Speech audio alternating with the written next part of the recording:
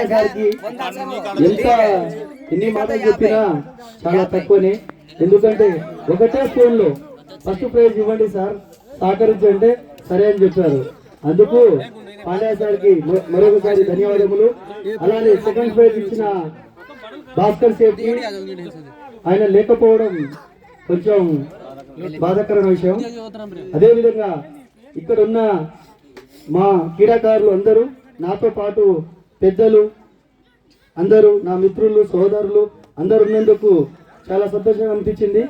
నేను టోర్నమెంట్ ఇది 3వ సీజన్ నాది. అప్పటి నుంచి నాకు చాలా మంది సహకరిస్తున్నారు. అలానే ముఖ్యంగా మా మా సీనియర్స్ వాళ్ళ సహకారంతో ఈ టోర్నమెంట్ జరిపాను. అలానే మనకు ముఖ్య సీను బావకు మరోసారి మా ఎంపైర్గా చేసినందుకు ఆయనకు ధన్యవాదములు.